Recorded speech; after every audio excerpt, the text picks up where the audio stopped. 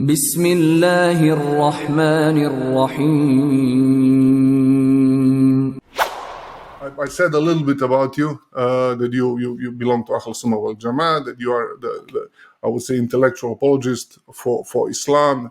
I mentioned a couple of organizations that you are involved in, but first of all, maybe just to scratch, and I know this podcast is not about you, but as you are a revert and intellectual who finished his education in UK London, and UK is known, or England is known, as one of the places where people are the least savage and the most educated. So how come that you have joined the religion of Islam with such a high, level of knowledge?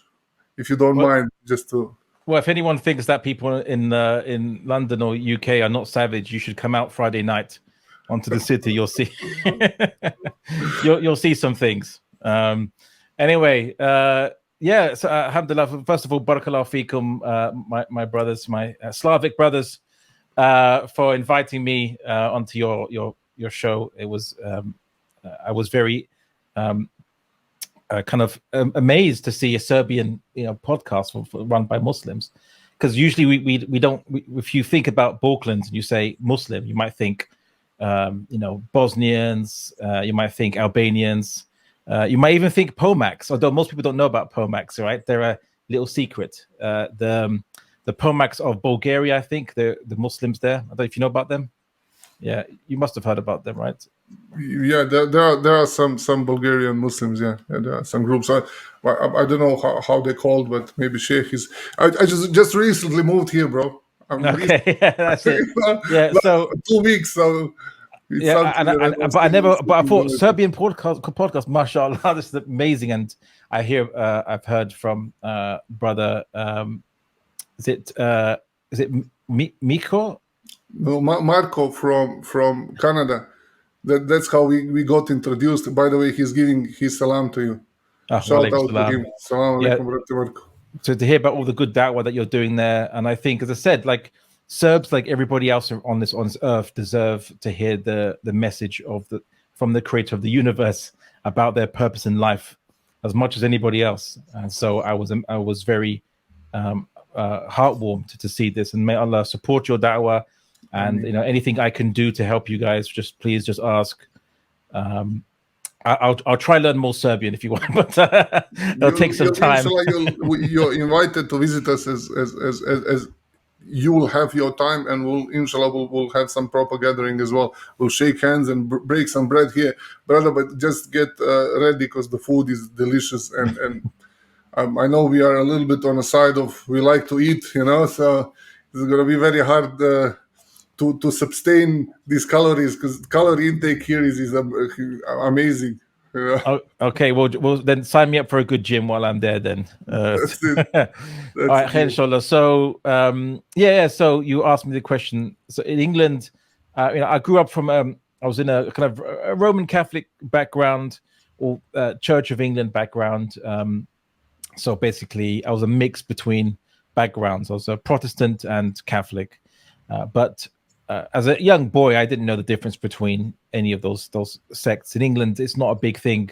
Christianity isn't really an in-your-face type thing here. It's not really. You wouldn't know the differences between any of the different sects of Christianity. Whereas maybe in the Balkans or in America, you might know. People are more aware of these differences. So I went to a Church of England school, and I was Christian. And I consider myself to be Christian, and I was seeing people from different religions, immigration. Some people from different religions, and I was hearing about this, and so I knew about heaven and hell and all these beliefs, about one God. Always believed in one God, but I was worried, because when you hear that there are consequences for people following the wrong religion or wrong belief, and I asked myself, well, why am I Christian then? Because what if what I'm following is just I'm blindly following my society? But what if I was born in India? Would I be, Buddhist or Hindu or Jain or Muslim? Or would I be, if I was born in Saudi Arabia, would I be Muslim? If I was born in China, would I be well, Maoist? I don't know. No, would I be Confucian? Would I be Buddhist? Whatever. So is it just merely an accident of geography that makes me the belief that I am? And that can't be the basis behind belief, because these beliefs, these different religions and ways of life, what have you, they say very different things about what the purpose of life is, or how to live life, and what we're here for, and what are the commands you have to follow, and what is good and bad is different. So I couldn't just say, well, I'll just follow whatever one around me is. Sorry? I say, or salvation itself, there's a big difference how you get obtain the salvation as well. So one of the major issues that we who reverted to Islam have acknowledged. Yes. So I there was something about the idea of hell that was, I just knew it was real, right? that hell exists, and do I want to be punished? Do I want to have no justification for why I'm believing what I'm believing in front of the Creator? If the Creator asks me, why did I follow these set of beliefs, I can't simply say because people around me told me to. Okay, so I started to investigate. I prayed to the Creator. I made a deal with God, which I say, God, look, I'm going to leave Christianity, like as in I'm not affiliated with that. If it's true, then don't punish me. But whatever is the truth, please lead me to it. If you lead me to it, I swear I will embrace it, and I will spread that message to the world. I will. If you show me the truth, I will take that to the world as best as I can. And at 10 years old, I kind of then left Christianity. I became, you could say, agnostic, but I always believed God exists. And I researched every religion you can imagine, even those you can't imagine.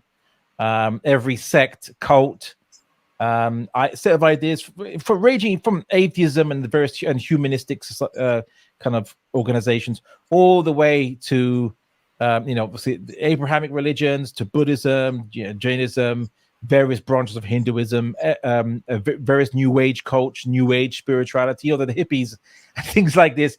I researched everything I could find in a library, because this was in that time, the ancient time where there was no internet, right? Or internet was very basic, right? It was, really basic. Where you had to wait like 5 minutes for the page to load on the screen, right? So I researched as much what I could find in the library, and I spent days and days, years, reading books and looking at different things, until interesting enough, Islam was actually kind of almost last on my list of things to research, because it just seemed so simple. It just seemed a bit too simple.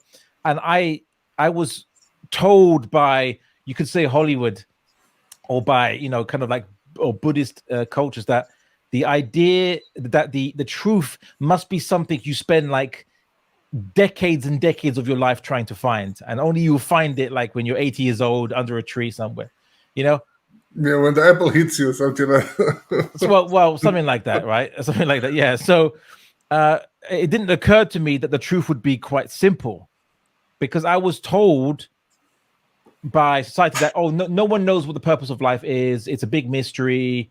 No one knows the meaning of life.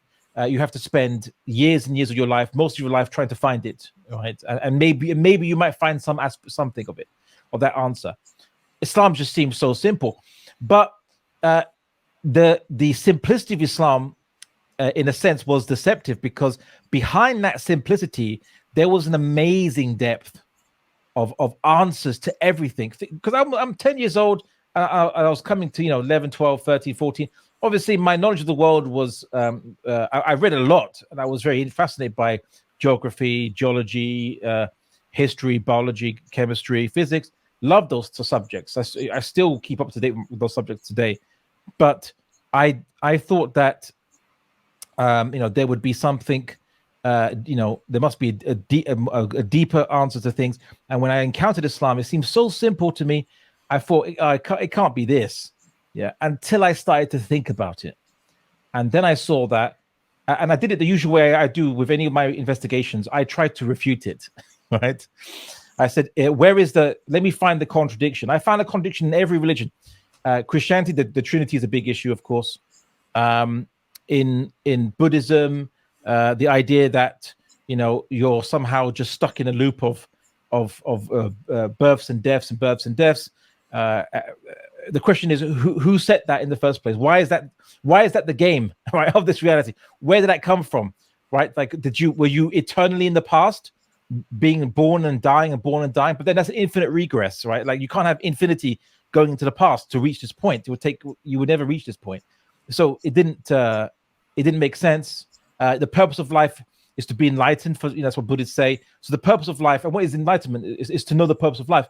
It's like, it's circular. The purpose of life is to find the purpose of life. It's that doesn't make sense, right? I went through all of them, and when I encountered Islam, I tried to do the same approach, which was, can I find something wrong with it, something incorrect, something that doesn't make sense? But every time I asked a question or I didn't understand something about Islam, it would give me an answer, and the answer was so profound. It just opened my mind up to understanding the world better. It wasn't Islam that had any doubts in it or any issues. It was my own assumptions in my head that made me think, well, doesn't make sense. And when I ask a question, Islam gives me an amazing answer, and it just made complete sense. And so at 14 years old, I realized that I ran out of questions. I ran out of criticisms against Islam. And I just said, well, then I have to embrace it. I have to take it as the best explanation there is, because it's the only one that makes sense. And then many years later, I thought more and more about my decision to be a Muslim. And I discovered that Islam isn't just the best explanation, but gradually I realized it was the only possible explanation. There would never be any other explanation that could come that would be better. And anyway, but at 14 years old, I said my Shahada. Although I had no Muslims around me to guide me, I had no one to tell me what I had to do. I had to read it out of books, basically. And I thought the Shahada initially was just something you believe. You just say, La ilaha illallah Muhammad Rasulullah. Okay, I believe that. My Shahada was me telling my mother, basically, that, I said to Mum, I think... Shall I give you a Shahada to your mom? Yeah, I thought, well, it was more like, Mum, I think I'll be Muslim, right? And that was my kind of Shahada, because I didn't even know you had to make a... How did your parents take it on board, brother? Sorry to ask you, because here, the culture that we are in, me and Omer, we had a big backlash from our families and whatnot. So how did your culture accept your change? Well, this was in the early 90s. Okay, so this is before the 9/11 war on terror and yeah. I mean, at this point in time, there was this was roughly, there was a war happening in Bosnia, right? This is how early it was, yeah? Which I saw in the news, but I didn't really fully understand much because I was just 14 years old. But my parents, it is different from maybe how you would have experienced it with your parents, because my parents were generally secular, and my mother thought it was just a phase, just a hobby that as kids, one day they want to do this, one day they want to play this, one day they want to do I'm going to grow out of it. Right? My mom maybe she thought I'd grow out of it. Of course, after like 28 years later, I think my mum realizes that it's a bit permanent. Inshallah, won't be growing out of it. Yeah, bless her. But of course, my father was secular, and his background was from a French culture, and so for him, his concern was that would I be an extremist? Would I become, because in France, following religion, even a quarter seriously is viewed as extremist, right? Yeah, they are extremely secular. Yeah, you're right. I have auntie from France, and I follow up the things there. And it's not only last couple of weeks. It's a long time ago. They have a history of extreme secularism. No. So yeah. So and my mum was Catholic, but you see in Portugal and Spain, when almost everyone is kind of a Catholic background, it's not such a big thing. They don't hold it so strongly. They become very softer than French. It's a bit different, because Spain and Portugal, they're not they're not as secular as France is, because the Catholic Church has a lot of privileges in Spain and Portugal, as well as in South America, many countries. But it's just not something that they, the average, the younger person, or around my mum's age younger, it became increasingly less serious about Catholicism. So, like, if you go to a church in Spain and Portugal, you'll mostly see old people in the church. You won't see young people, or even kind of like middle-aged people there. So my mother was she wasn't that strong on the Catholicism, and she was kind of liberal, you could say. So she just thought it was a passing phase. Many reverts or converts, they have serious problems with their parents, if they come from a Hindu background, their parents will not like them becoming Muslim. And I can only imagine, obviously, from a Serb background as well, the kind of issues you face. But alhamdulillah, Allah spared me from that kind of test. It wasn't really a problem with my family, but there were just the things like they noticed that I would be doing. My father didn't want me to grow a beard, right? He said that you had, like you're young. Why are you growing a beard? You're not an old man. These kind of things was the issue I had. It was more like practicing was the problem, more not the becoming a Muslim that was the problem. Not to believe, just a expression of looking like a believer. Yeah. Fair enough, mashallah. Ahi, mashallah, thank you very much for sharing some details with us. We are a little bit tight on time. I would like to maybe learn about your journey more some other time. So if we can jump on our topic, because it's quite interesting topic, refuting Marxism and woke ideology. So now, as I'm just recently did hijrah from UK, wokeism or woke ideology, confirming reality with your feelings, it's something that it's every day present in the West. But here where we are streaming this and our audience doesn't really understand wokeism, can you first maybe give us some definitions and explain what woke would even mean? I am quite fascinated by how in different countries there's a different situation with the people's mindset and what you call wokeism and so on. So first, let me explain it. But I think in many Slavic countries, it's not a problem. It's not an issue there. It's crawling in, but it's not as present in the West. But they're trying. It's creeping in. They dig the hole in a boat, but it's really big boat, so it's gonna take a long time, and it's easy to fix if people want to fix it around that. That's my first impression. But inshallah, it's gonna stay this way.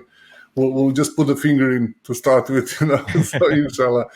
So basically, to get, I mean, okay, Serbia was obviously formerly part of Yugoslavia, and you had your experiences with communism, with individuals like Josip Tito and things like this, right? Josip Tito. Yeah. So to an extent, I mean, like I think you might have even remembered communism when it was back in the. It was more socialism than communism. Socialism with a flavor of communist agenda. I would put it this way. At least my experience, and Sheikh Faiza as well. I think Omer as well. We all still were of those school when we had to swear allegiance to Tito and whatnot, sing the songs and celebrate his birthday, and wave the flags and be happy to have a kind of it was kind of a god because we had to worship him. Literally it was like that. Wow, subhanallah. Okay, so I think before I explain wokeism, I think you won't truly understand it unless I start with Marxism, because wokeism is like a child of Marxism. It comes from Marxism. It's an evolution or devolution, a mutation of Marxism. So I'll summarize Marxism for the sake of the viewers. I know that many of you probably know what you heard. You studied it at schools because you were told to study this at schools, so you know this. So Marxism in a nutshell. Okay, so Marxism is an idea about reality itself that starts with materialism, that everything is just matter. Just there's no spiritual, there's no immaterial. Everything is matter, is material. Okay, so then how do you explain culture, ideas, religion, and all these things. So Karl Marx, as a materialist, he explained it like this. He said that, before you had culture and art, you had all this religion, you had people surviving in nature, right? And the first thing they had to do was they had to make food for themselves, right? They had to get food and and hunt and do all those things. So he said that if culture, art, religion comes after this, then the act of surviving, of producing what you need from nature, that was the thing that determined your culture, your religion, your ideas, everything. So your economic activity creates your culture, your religion, and the whatever you want to follow, your fashion, everything. So this is pure Karl Marx ideas, right? Pure Karl Marx ideas. And then he argued that society, if you think there's what you think of society as having people of different levels, businessmen on top and workers on the bottom, this is not a natural thing, he'd argued. This is just something that comes because in society is not based on kings and the people, and it's just, and religion tells you that the king has authority from God and you have to obey the king. This is all like an illusion, you could say, right? He calls it ideology. Okay, what really is happening is the economic system has created this structure, and your social relations, the economic system create everything, and what you think is your relations between people, like you have a friend who's your neighbor, you have a friend at work, you have a boss, you have a family you look after, maybe your parents you look after. These are not just social relations, okay? These are economic relations, right? Because you give money to, maybe you lend money to your neighbor, you help your neighbor with some stuff, you help your friend. This is where the economic relations happen. And so basically Karl Marx's explanation is everything is about economics. Everything comes from economics, because economics is not just money. I give piece of paper. No. It is matter. It is making what humans need from nature. And that's what makes everything.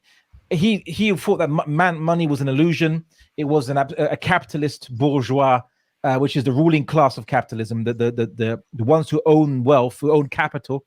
It is an illusion created by the capitalists to disconnect you from matter by giving you this piece of paper that you think has value, but it has no value, and they make you use it as part of their system. But it really allows them to continue controlling capital, wealth, right? Okay. That's in a nutshell. Okay. There's many more stuff that Karl Marx talked about, but I'm trying to summarize. Okay. Why do I have to talk about Marxism to talk about wokeism? Why is that connect? Why is it relevant? This is what was getting me at as well. Sorry to interrupt you, brother. I was just telling Sheikh Faiz about it as well. How is he going to connect it? I was really interested to hear this. Okay. Then I went and researched both ideas, and then I found out that they are really connected. And Jazakallah khairan. But please continue with the Marxism. Let us know more, because there are so many young people here, and they have no clue about Marxism and communism. So please let us have more information about it. Jazakallah khairan. Okay, Yakum.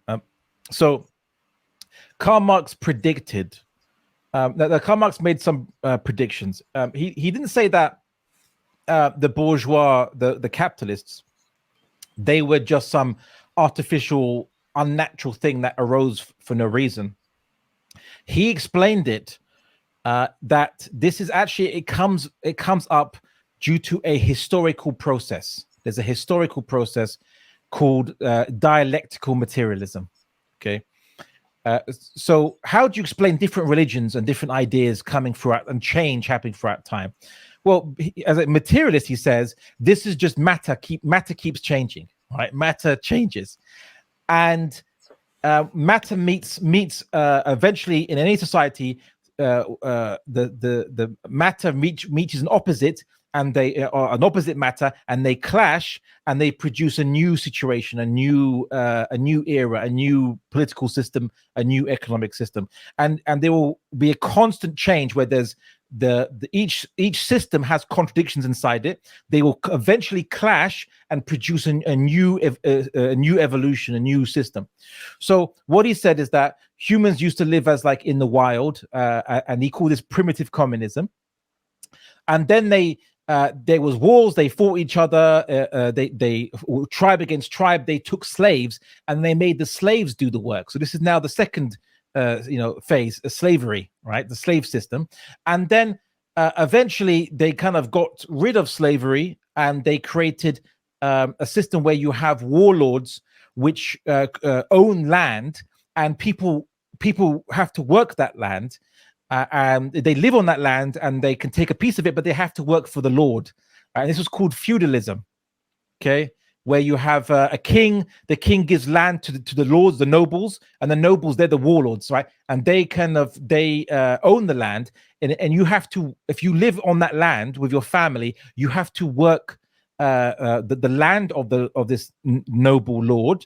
You have to give them some of your produce, and you can keep some for you to feed your family. This was called feudalism.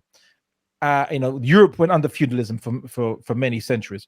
Then eventually, with the Industrial Revolution, this new new development of matter called technology, steam engine, what have you, it created a new revolution, a new society called capitalism, where it was no longer the lords that own land and everyone has to work on the land. No, now it's the factory owners, right? And you have to work in the factory. Right? And they can control you, they own you, not because you're a slave, but because you have to work, otherwise you starve. There's no food, you can't feed your family, so you become like a slave, basically. So this is what he calls capitalism. And then he said, but eventually there'll be a new evolution, and that new evolution whereby the bourgeois, there'll be a revolution by the working class, the proletariat. They'll take out the bourgeoisie. They'll control the government, and they'll create a government that gives everyone equal. When I say equal, maybe equal according to what they need, right? And this is socialism. That's the next stage, is socialism. And then eventually people will learn to share all the resources. They'll learn how to do that. They won't need the government anymore, and the government will just disappear.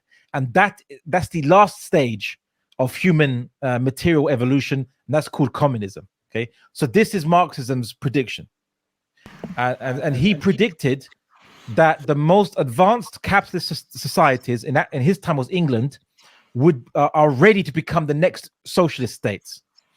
But kind of something happened which doesn't fit very well with his theory. You had a state that wasn't as industrialized as England become the one that has the first revolutions, the first socialist revolution, like Russia, for example. This was against his predictions, because his prediction was that as capitalist state becomes more advanced, eventually it's ready for the next revolution, and it will evolve into the next revolution, and the workers will rise up and they will change the system and it will become socialist. But no, it didn't happen in England. In fact, the workers in England kind of enjoyed, or they were more comfortable with their society and their system. But the workers in Russia wasn't fully industrialized, mostly peasant farmers and things. They rose up and established socialism. Also, many workers in England don't care about socialism. They don't want to join socialism. They don't support it. And these were many questions that Marxists started to have in themselves. Like, why don't the workers in England and maybe in France and so why is there no revolution? Why is there no armed revolution against this in America as well? There's no revolutions. What's going on? This led to what would be which would eventually lead to wokeism, which is what they call it neo-Marxism. And one of the founders of neo-Marxism is a guy called Antonio Gramsci. He's an Italian thinker, okay, in the early 20th century, and he tried to explain why there's no revolution happening, Marxist revolution happening, that like Karl Marx predicted.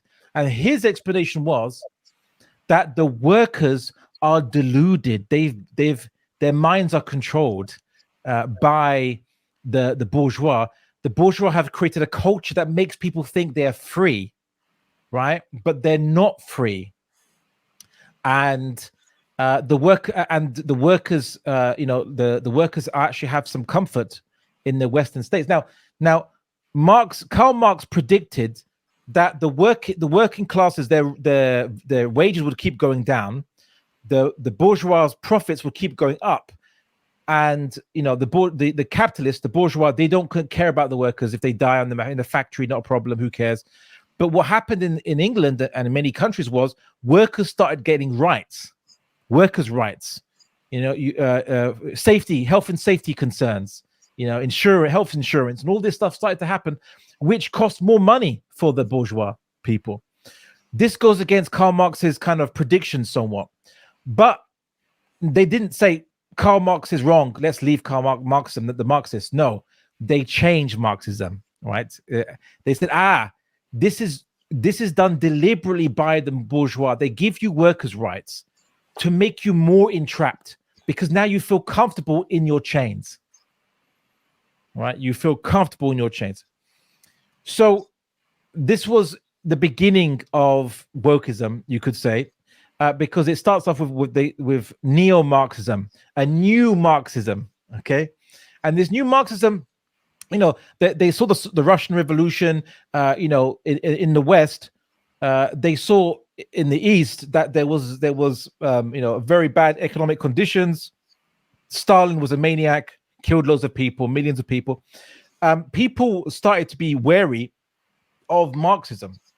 So the neo-Marxists in the West, in France, in Germany, and so on, they didn't want to imitate the Marxist system of the socialist system of having, abolishing private property. Private property, like you can't own farms and factories and so on and so forth.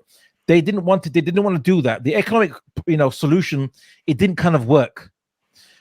But they thought, well, how do we? It doesn't work because there's many reasons they said it doesn't work, but there was something they wanted to keep from Marxism, and that is that the social relations between people, you have friends, you have family, you work in, you have colleagues at work.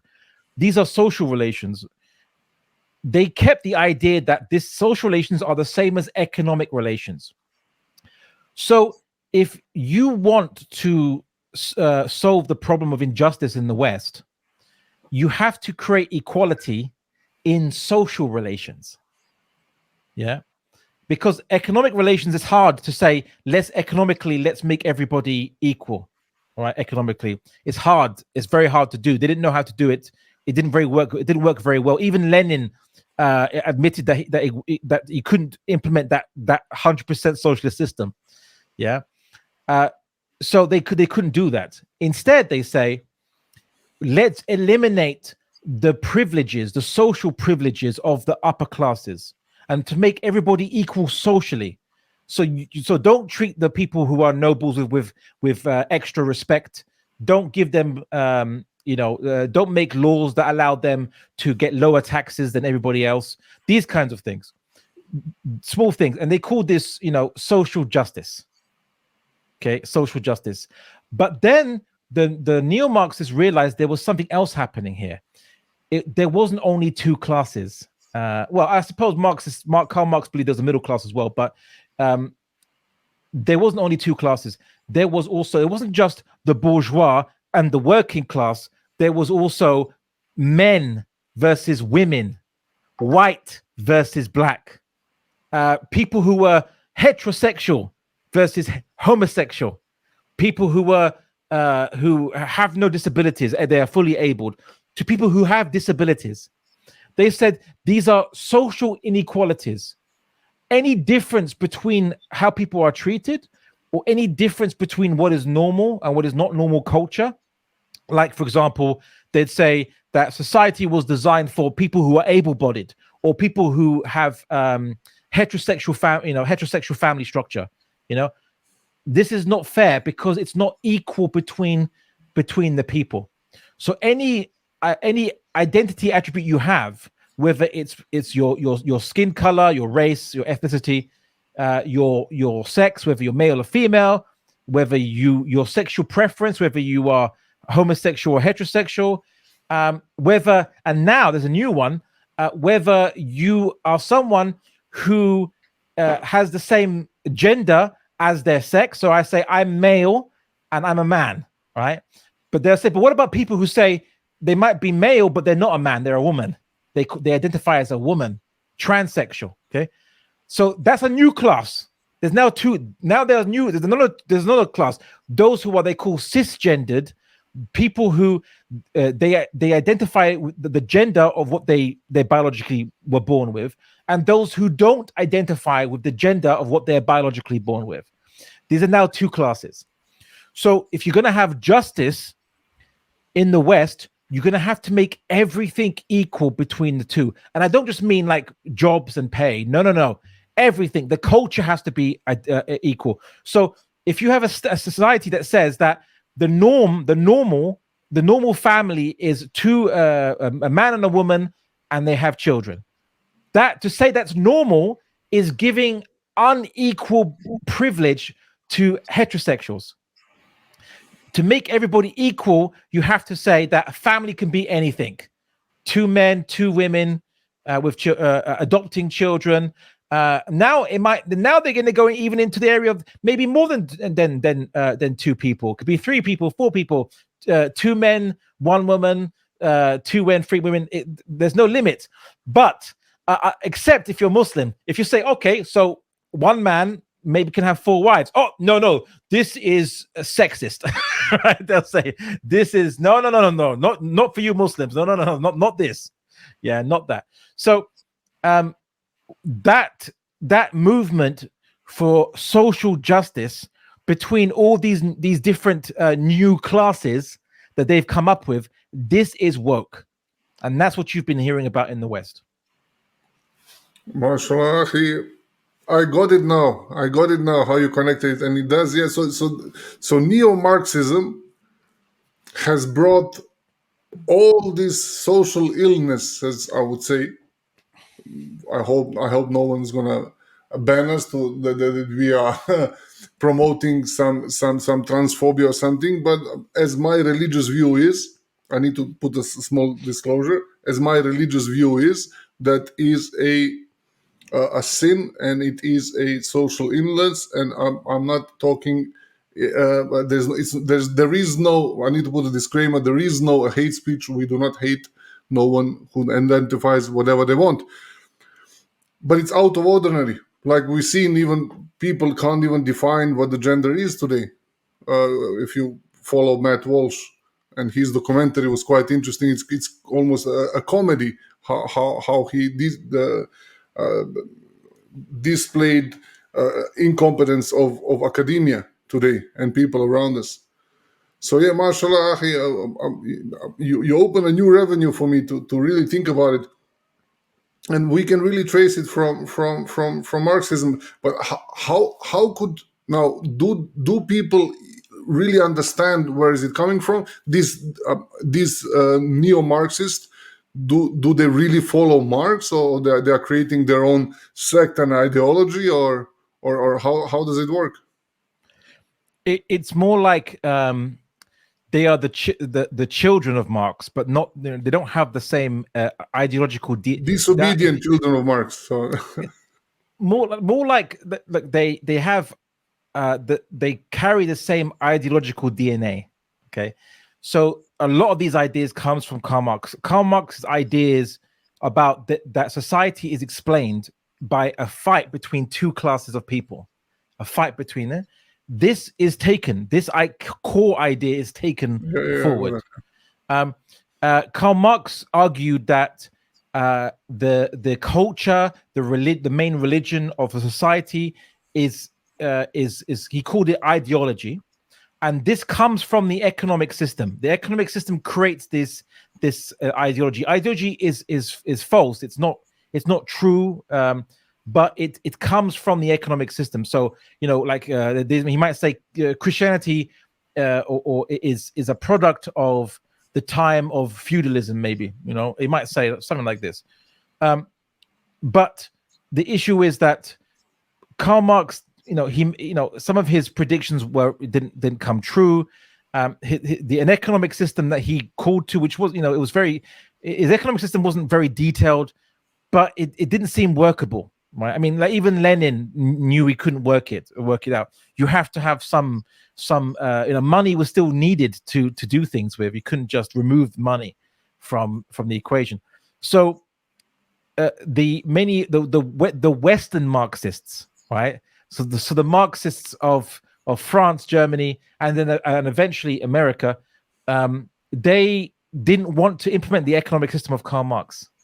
Okay, but there were some ideas they wanted to keep, and what they wanted to keep was the idea that you should eliminate the fight between these two classes by making everybody into one class. And the only way you can do that is everybody is equal in everything. Not okay. They're a bit vague about the economics, because I think deep down in their heart they'd like to make everyone equal in economics, but they can't do that so easily. But what they realized was that if you can make everyone, they argued that maybe what keeps up the economic system is the culture. So if you attack the culture, you can then change the economic system eventually. I think maybe it was a reverse Marxism.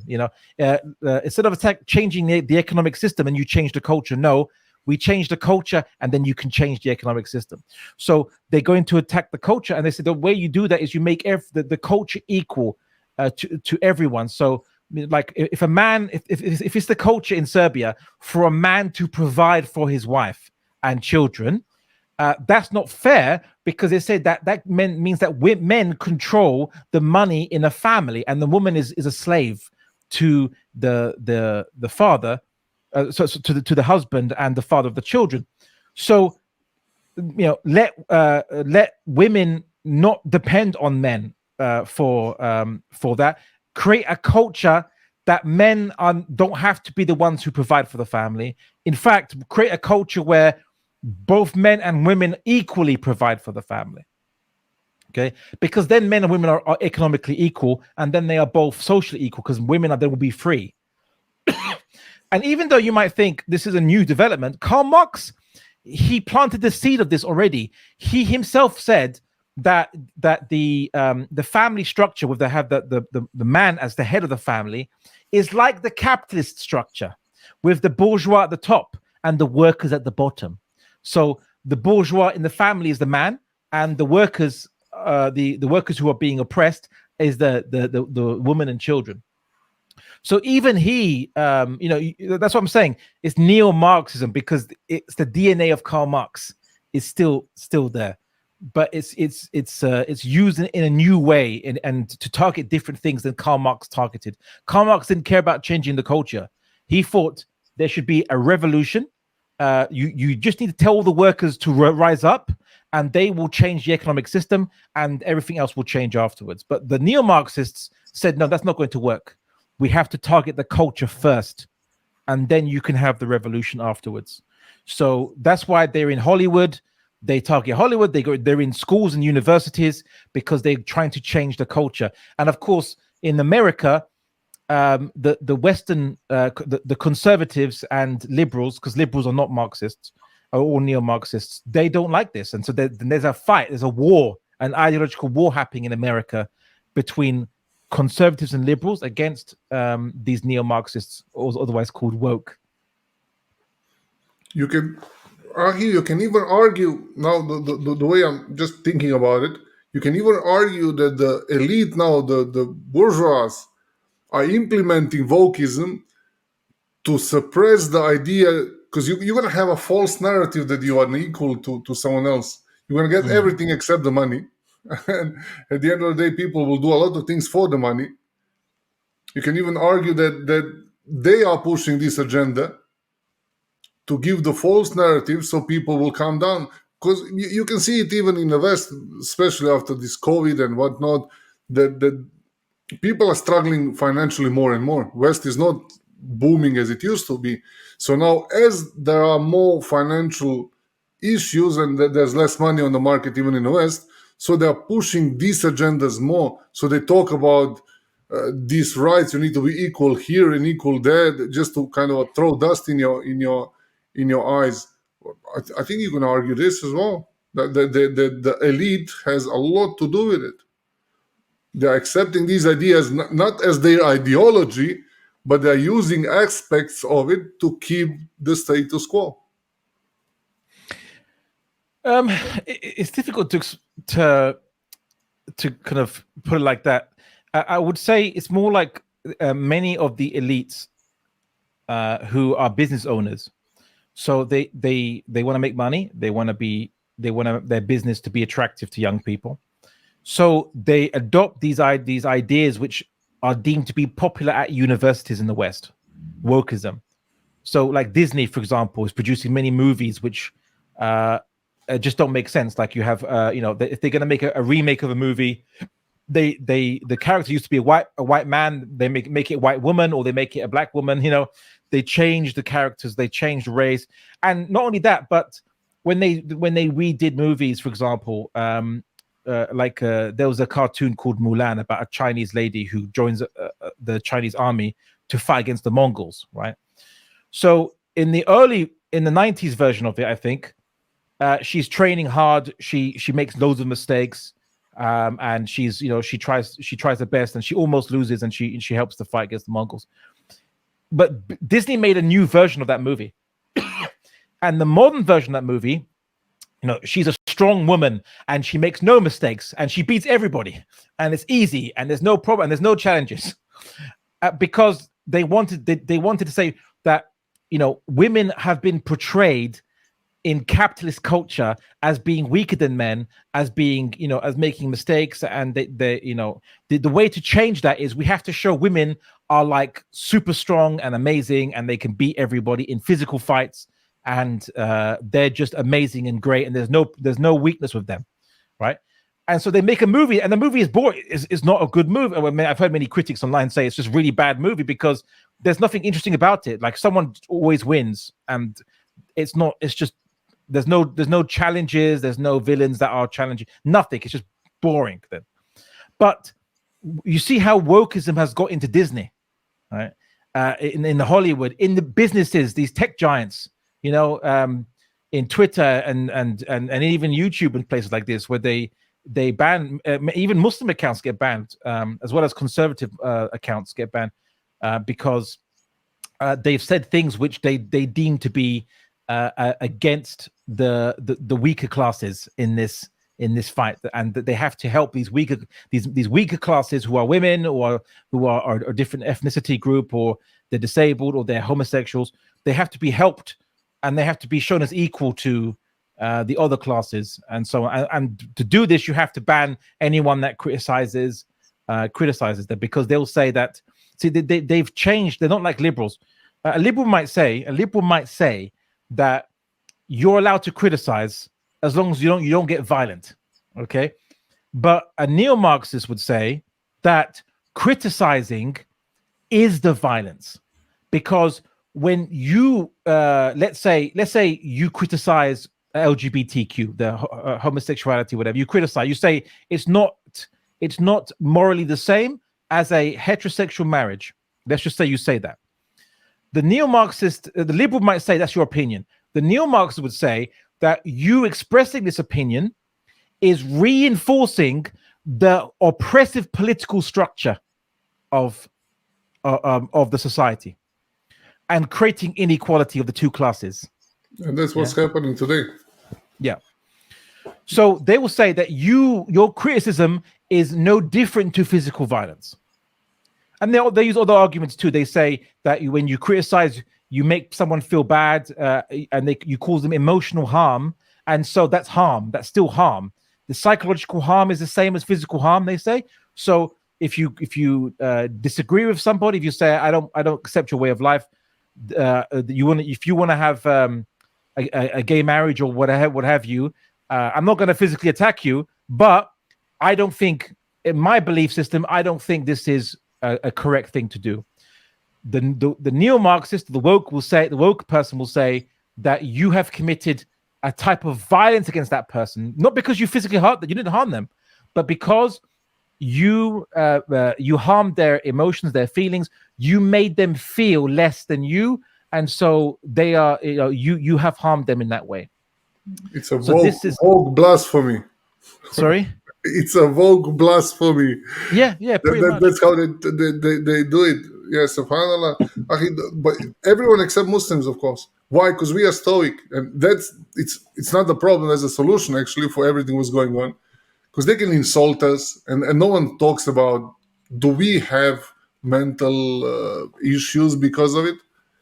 Because we'll fight it as a man or a woman, a practicing woman. We know it's part of our religion. Prophet ﷺ was attacked, and there was Islamophobia already from the beginning. So there's nothing new. But these double standards are so obvious these days. They're so obvious. They're not hiding anymore. They used to be hiding. And I don't think they're really helping women. Maybe to open another topic on it. Not to concentrate on Islamophobia too much. Because look what's happening with the woman now, that feminists are actually joining Muslims almost. We have some similar arguments. Feminism is disappearing due to LGBTQ issues. It's disappearing. They have no rights anymore. Woman cannot be a woman. Now man can walk in and just state he's a woman, and that's pretty much it. And then you are unjust to that person. I've seen some, was it in Wales last year? Or was it this year? I'm not sure. There was an LGBTQ parade, and there were lesbians literally protesting against them. And there was a man coming in, at least physically, in my eyes, in my reality, he's a man. He was claiming that he's a woman and that he's a lesbian. And they were saying no. And then the police came, Welsh police, and they removed the lesbian group of LGBTQ. So these things are happening due to wokeism. It's such a contradiction that the feminist movement is suffering, and they're kind of getting closer to Islam. I think at the end of the day, all of these political issues and social issues that are happening in the world are literally giving dawah to the Muslims. To the non-Muslims for Islam. They are helping us, they're supporting our cause. Oh, yeah. Either you sell your brain or you start thinking, and when you start thinking, what's the only antidote? What's the only antidote? Yeah. No, it's true. The thing is that, conservatives and liberals who argue against the woke, what they don't realize is that their ideologies are powerless against wokeism, because they all follow the same DNA. Ultimately, they all follow the same DNA, which is they all believe that there is nothing higher than the human individual. Okay, there's nothing higher than the single human person, not society, not religion, not God. So a liberal and conservative, they took God out of the equation of the state, and they thought, okay, that's fine. We're going to leave it there. But the neo-Marxist or the Marxist says, why are you leaving it there? Let's continue. Okay, so if there's no God and a human individual is free now, or there's no God in a state, so the human individual is free to be any religion they want and what have you. Okay. And that no one can force anyone to follow a different religion. Okay, fine. But that also means, what about the other things that force people? What about culture? Who decides the culture? Because if someone's a gay man and there's a person who's a heterosexual man, why is it that there's a culture? The culture says that the heterosexual man is the normal person. Yeah, because if they're both humans, they must be equal, because there's nothing, because in their mind, in the Western idea that they adopted, there's nothing beyond the human being, or that's politically important. So if that's the case, then they're both equal, and if they're both absolutely equal, then what right does the heterosexual man have to say that heterosexual marriage is the normal marriage for society? He has no authority then. There's nothing, because they're both human. They have different opinions. All opinions are equal now. all opinions then become equal. All culture becomes equal. All traditions become equal. So the Western conservatives and liberals, they don't have a good argument. They don't have much to say against the neo-Marxists. I mean, I know they say science supports us and what have you, but the neo-Marxists don't care. If the neo-Marxist says, look, someone might be born a male, but whether you are a man or a woman is a label, and a label that society invented. So why do I have to be forced by society to fit this label? Yeah, I can choose my label because I'm free. That's what they say, right? Well, you know, so a conservative would say, but you're a man, you're male, you have male genitalia, you have male, parts. And they say, I might be biologically male, but my identity is a woman, they could say. Because these are words invented by society, and I'm part of society, and I'm equal to anybody else in society, so I can pick whatever I want to call myself.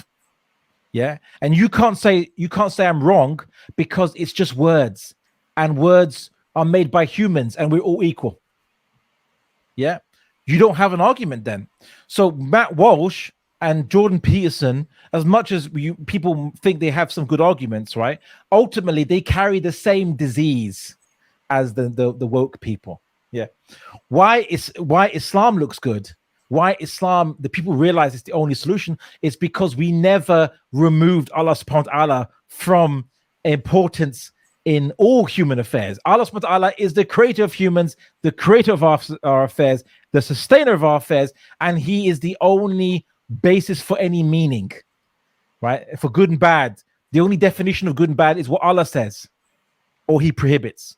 There's, we didn't remove Allah subhanahu wa ta'ala from our consideration. Allah subhanahu wa ta'ala is central to Islam. It's central to our deen, right? There is no meaning outside of Allah subhanahu wa ta'ala.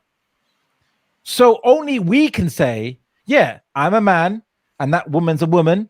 Why? Because Allah subhanahu wa ta'ala didn't just make us with different physical bodies, but he taught Adam alayhi salam the first words, right? The ism, the names of things. So language isn't just made up by society, by anyone could do it. No, the first language was made by Allah subhanahu wa ta'ala, was taught to Adam alayhi salam, and we are all following, the evolution, or not evolution, but the changes that come from that first language. We split into different languages over time as people speak different accents, dialects. But that first language, it was from the creator, and it's not just made up with anyone's opinion. Nope, it describes reality itself. Why? Because it was taught to us by the creator of reality, right? So, mashallah. We can say, very good point. Barakallahu feek. So we have an argument to say, no, man is a man, woman's a woman, and as the Quran says, the man is not like the woman, right? Yeah. So we have the first bit of argument the Christians and the Jews can follow, but the second bit of argument that Allah subhanahu wa ta'ala he created the first language, he taught Adam the words. This is only Islamic theology. Because as you were talking, I wanted to mention, yes, but Christians and Jews can join us with it, but they can't. Because it's all about language. It's all about expressing yourself. It's nothing about reality. So in the Bible, it's strange. A point in the Bible, it kind of describes Adam alayhi salam inventing the language to name things, right? Now, to many Jews and Christians, right? The idea, the invention of language is a big mystery for sociologists. They don't know where language comes from, right? They don't know how to explain it, because a child a child who disappears into a forest when they're 2-3 years old, and they're raised by wolves or monkeys or what have you. They can't speak language. They can't generate language. Okay, they don't know where it comes from. And Adam alayhi salam in the Bible, is it just somehow he just invents language, right? Doesn't make sense. But the Quran has an answer. Actually, no, language is taught to human beings. Your child, any of you have children, your children won't learn language unless you teach them language. If you don't teach them language, they will never learn it. right? So like psychological, any studies can show this. I'm sure there's not a single instance of any human being spontaneously inventing language. If no one teaches you language, you'll never learn it ever, right? And you'll be just like an animal, because we need language for our akal to work, right? It's like the petrol that makes our engine go. We need it. So here's a fascinating thing, subhanAllah, is if the Prophet Muhammad sallallahu alaihi wasallam, if he was a false prophet and he was just borrowing things from Christianity and Judaism, why didn't he borrow that? Why did he change? Why did he change that then? Right? Why wouldn't we just borrow what the Bible says? No, it's like the one who sent the Quran knows exactly what happened in the past, and knows where to correct the Bible where it made the mistake, or it wasn't correct. It wasn't the original history wasn't preserved properly. It corrects it. Yeah, the Quran is a muhaymin. It corrects, it control the previous scriptures that have survived. Yeah, it corrects. Anyway, just an interesting point. Anyway, subhanAllah. But you're right. The Bible does not say that Adam alayhi salam was taught the names by Allah subhanahu wa ta'ala. It doesn't say that at all. It says that they can argue. They can argue. Christians and Jews, they can say, okay, we have objective morality because we have an anchor, and this is a revelation. But they don't have answers. And I never look at this aspect. It's all about language. But we have even an answer of development of the language. MashaAllah, MashaAllah. May Allah bless you. We learn every day, MashaAllah. So, okay. So what's the solution? What do you see? What's the solution? Is there a solution? Fair enough. In the West, it's a little bit different. Here, they don't feel the heat yet.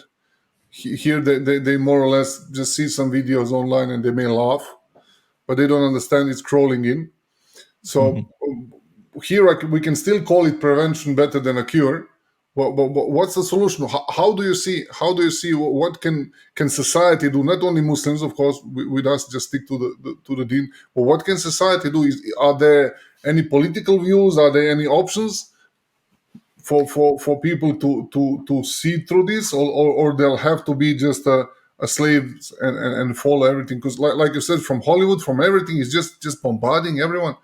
And now when they started with the kids of 5 years old already asking these questions in the schools, still not here, they start putting certain booklets in, but they are still not that aggressive. But in the West, they're already asking children, and they're not communicating with their parents. And if people here think that this is not going to happen in 5-10 years, if we don't stop it now, it will. Yeah. It will, because no one would have this conversation 5 or 10 years ago. Imagine 10 years ago, someone would tell you in UK that your kids will be determining their own gender by the age of 5, and the parents will not even know. Everyone would go mental on it. There would be no discussion. But now today, yeah, fair enough. They cook the frog. So, I mean, it depends which society or country you're talking about in terms of the solution. So, if it's the West, so Western countries, if it's Zapad, right, the West, right? Zapad. Yeah. I learned that from Russian actually, because I researched that. Ironically, the first naming or identification of Zapad, the West, as the West, actually comes from Russian writers and thinkers. They were the first people in the 19th century to call the West Zapad, the West, because for them it's the West, and to delineate between the West and the Slavs, and then the West, the West of the Slavs. So that's why I knew that word from the West. So there's been this kind of barrier, you could say, between the West and Slavic thinking for many centuries, which is why the Eastern Orthodox Church, it tends to fall roughly within Slavic societies, although Poland was fell to Catholicism so much, but yeah. So if people in the Slavic societies think that they are immune, right, to woke, give it some time, because yes, after the fall of Marxism, the fall of socialism, many people obviously were disillusioned by socialism. They don't want to have anything to do with it anymore. They wanted, liberalism might work, capitalism might work, because it won. It seemed to be successful. But wokeism or neo-Marxism, it grows within liberalism or capitalist societies. It's the ground for it to can grow is in there, because it feels itself. It is a better version of Marxism, right? It's better. It's designed to attack where the West doesn't have an immune system. There's no protection against it, because it uses the same ideological DNA as Western or the Western ideology, like liberalism, right? If you think that humans should be free to do whatever they want, and God should not control the politics of a society, you've already opened the door. That's it. You've opened the door for woke to eventually come, because they say, okay, great. So humans should be free. What should we be free from? Yeah. Why should we be free? Oh, because every human is equal, right? Okay. So then free from religion, great. But there's more. Free from society, free from culture, and free from the meanings of words that society imposes on me as well. See, gradually, you see what happens. It will gradually go to that point. So, maybe in Serbia, it's not a problem now, but give it 10 years, give it 15, 20 years. Soon you'll see people with different color hair doing a gay pride parade, walking down Belgrade, basically. Okay. Event, it's inevitable. If not, I think maybe, I don't know if it's in Croatia there was one. I'm not sure. No, there are already some parades around these areas. Even Bosnian, they did something, because authorities are protecting them, and if they want to join these big society, big projects of European Union and whatnot, they have to give them rights. So the wokeism is kind of the only path that you can take if you want to be a part of European Union. And most of the countries, we are here on the edge. We have only Bosnia and Croatia, Bosnia, Serbia, and Montenegro. They are still, and of course Macedonia then comes. They are still left out of it from ex-Yugoslavia. So yeah, so that's the next step. Croatia definitely, it's already in European Union. Here, but like I said, in Serbia as well, we have gay parades, LGBT parades, pride parades. That it's happening. Sheikh, you want to say something? Yes, I think you can have a parade, a gay parade in entire Serbia, in all cities except in your new city, Michko. Until now, we haven't had a parade in our city. They have tried, but unsuccessful. By the way, shout out to Novi Pazar. This is the city I'm in. This area is called Sandžak. I'm in Serbia, and just to share one thing for many listeners from the West, someone who doesn't understand what's happening. This is north of Serbia. And 2 days ago, me and my missus finally moved in. Sheikh, Allah te nagradio. May Allah bless Sheikh who helped me out through all the process and all the struggle. And it was just Maghrib Adhan, and we are walking to a masjid, literally 2 minutes away. I mean, I can hear like 2 masjids. I'm in Serbia. And I just look at my wife and I told her, look, do you understand we are in Serbia? And you're walking in Adhan, and in the whole city, I heard there are only 2 places where they sell alcohol, not on the main street. So you don't hear it's not perfect, of course, but you don't feel that you are in society, secular society. You feel you are in Islamic society that has certain issues. Of course, not everyone is dressed this way or that way, or there are some other smaller issues. But anyone, I would suggest here, anyone who's a Muslim who wants to visit Serbia, please come to Sandžak. Novi Pazar is the place to be. If you ever been in Adria Road in the middle of the summer, even on Eid without the loud music, that's how this main road here looks every evening. Packed, cabs are full, no alcohol, coffee, juice, just people enjoying, talking. You don't see zombies scrolling like people on the phones. Life of a half a meter or a meter in front of you, but people are really communicating and talking to each other. So it's amazing what I came here because of Islam. Now I can say because I wanted to share Islam, but now I can say what I gain more Islam, because I live literally in a Muslim society. As the Sheikh said, they tried. You can give us the brief history. They tried to make some kind of a parade, but the Muslims here stood up and didn't let them in the city or something like that, didn't it? Yeah, it's a small city. 3 years ago they have tried, but they, alhamdulillah, they canceled it because there was a rumors that they will try tomorrow, and alhamdulillah, people get around the street, blockade the street, and they didn't allow them to have that. Alhamdulillah. But so anyone who wants to do hijrah to a Muslim country, come to Serbia, yeah? Yeah, but in our city, you have approximately 10% of Christians, Serbs living in Novi Pazar. You have a lot of churches, old churches that are older than 13 centuries, approximately, or even more.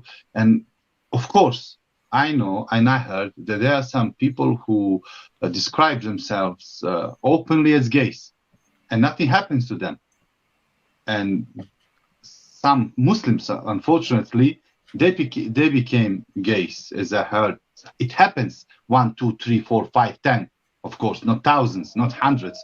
1, 2, 3, 4, 5. I don't know. But in this city, you can also hear that. But nothing happens to them. Of course, we are not violent people. They can. It's their choice if they want to go to Jannah or Jahannam. It's their choice. They can choose their way to in their life. But of course, they are not allowed to oppress our children and our lives and our families with their ideology. Sheikh, I want to say, izvinya vam se. I have to go. It's a Maghrib time, and I need to go and pray and leave. So I'm very sorry about this. I was enjoying this great conversation between all you guys, and inshallah we get to do this again. And inshallah, who knows? Maybe I'll see you guys in person. Maybe or inshallah. Whenever you come here, I'll be more than happy to. You be my guests. You be my guest here in London. But anyway, I want to just go on the note that inshallah, the only solution ultimately to liberalism, conservatism, woke, Marxism, neo-Marxism is the Deen of Islam, the Deen of the Creator of mankind, who knows mankind the best and has given the best system for human nature. This is the only solution. And I think more and more non-Muslims who are conservative and even some liberals realize this when they see just how extreme but inevitable the direction of their own core akida will eventually go. It will eventually go in that direction they don't like. And we're telling them, look, you're on the train. The train is going to go off the, those rails going to go off the mountain, right? You need to get off that train, right? Get off that train. It's the only way to save yourself. And the only way to save yourself is embracing the Deen of Islam, recognizing the Deen of Islam, much as I recognize that, alhamdulillah, with Allah's help and guidance. And may Allah continue to guide, may Allah guide me and guide all of us and continue to guide all the Muslims out there who have to face this, and make them strong and reinforce them and give them patience and hikmah and ilm to deal with these problems and to cause the Deen of Islam. Ameen. Barakallahu feek, Akhi. I do appreciate your time, and hopefully we'll have a couple of private conversations as well, because I need some advices from you and your experience in especially in Muslim Debate Initiative, because we are trying to do something similar here. We'll open a organization, register organization. It's going to be called Adam, Association for Dialogue and Affirmation of Monotheism. So we'll start from Adam, inshallah. I don't want to hold you too long. Just one thing. Recently, I passed with the car, passed by a Jewish cemetery here, and it says on a board they actually fled from Andalus, and they were held here. They were protected here from what was going on. So if the Jewish in whatever century it was seek protection here, it's a nice place to be. So people are tolerant, people are nice. As Sheikh said, everyone can do whatever he wants, just don't impose it on others. And hopefully, inshallah, we'll see you here and we'll break some bread together. Some lepinja in cevapčići, you're going to see mashallah food you're never going to forget. Okay, inshallah. Do you do halal sujuk? Brother, too much halal food, I'm telling you. Okay, good. I like you're never hungry, you're never going to stay hungry. There's no way. I've heard quality food. Okay, I've heard of I've heard of there's speciality Muslim sujuk done in Bosnia and Albania. So I'll try halal Serbian sujuk. You have a specialty here that's called mantia. Comes Okay. from Sanjak. You heard about burek, yeah? Burek, yeah, no, Burek, yeah. You heard about burek. No. So mantia is like a small version, like imagine small dumplings. They just make a smaller ones. They nicely bake them, and then they put the yogurt over, brother, and you have it with a nice minced beef or wheel, or you can have it with cheese and spinach or whatever. It's too much for me. Mitko, please stop. We are on diet. I have another question for you. I have just one question, and also Jazakallah khairan. We can see that in Europe, people are actually returning to this Marxist ideology and communist ideology openly. I heard in Austria some majors became in some big cities as majors, and they are openly from communist parties.